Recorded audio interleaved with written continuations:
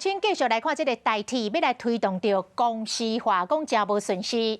交通部提出的草案，工会是强烈来反对。今仔日伫立法院举办公听会，工会是来呛讲，因的诉求若无得到回应，安尼5月初1劳动节就要集体来休困。交通部长王国材是呼吁工会爱三思，唔通来影响到旅客权益。台铁过去给本席的感觉一直就像一个小媳妇一样，爹不疼娘不爱，什么样的问题都是变成说到最后都由台铁这边来承担。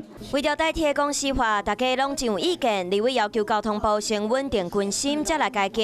公听会找立委学者和专家，把各方的意见提出来讨论。他以后不再面对长官，他要面对市场，面对顾客，不应该把旧制依照旧制进入新公司。太多的员工有不同的意见。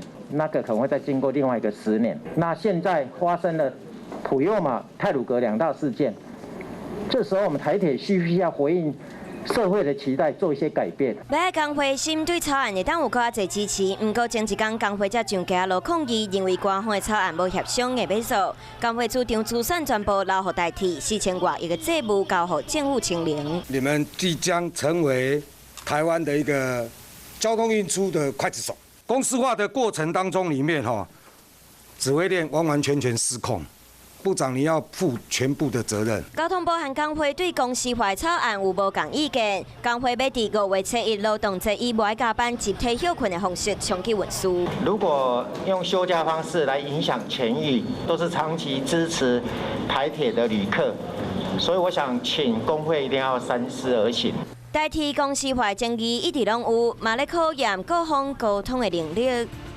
Hello， 大家好，我是乃瑜，要教给大家2个任务。第一个，华视新闻的脸书专页，你按赞了吗？